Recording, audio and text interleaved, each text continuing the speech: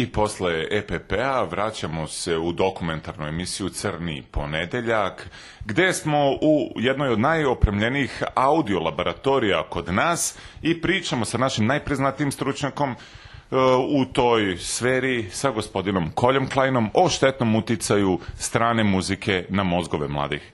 Dobar dan, gospodine Kolja Klajn. O čemu se tačno radi? Pa, ja već godinama upozoravam javnost da sa zapada dolazi muzika koja sadrži sublimisane poruke, poruke koje vode našu omladinu u ludilo, poruke koje nipošto ne bi trebalo niko da sluša.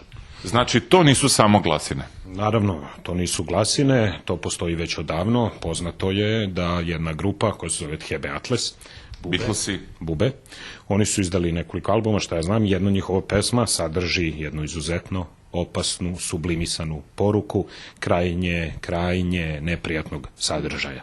Ja kako sam pročitao, vi ste to pustili kroz razne filtere? Ja to kroz filtere sam propuštao godinama i shvatio sam šta oni puštaju. Evo sad ću vam pustiti pa možete da čujete zajedno sa gledalcima. Da, ovo je poznata pesma. Sada ćemo ovo čuti unazad, propušteno kroz filtere.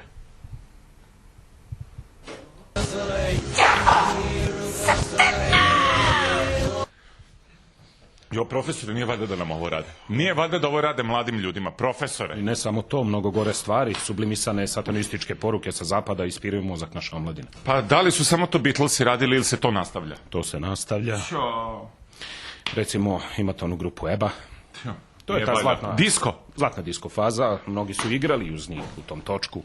Ja sam upozoravao, ali propuštujući dakle kroz filtere u mom studiju, ustanovio sam da i njihove pesme imaju satanističke poruke. Da li možemo i to da čujemo? Molim vas, gledalci koji ima decu, neka skloni. To je jedna švedska grupa, 4 muškarca i žena. Ajde. Aha, ovo je poznata stvar.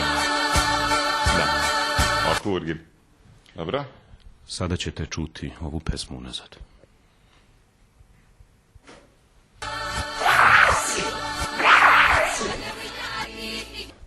Molim vas, zaustavite. Pa šta nam to rade? Pa šta je rešenje, doktore, molim vas, evo recite našim gledalcima, šta je, je li rat rešenje, šta je rešenje? Jedino rešenje je da se vratimo našom izvornom korenu, našoj izvornoj muzici i to da slušamo.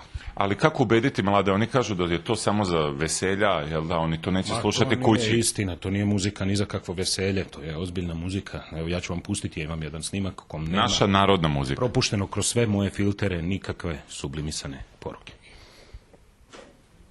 Daj me vidiš kad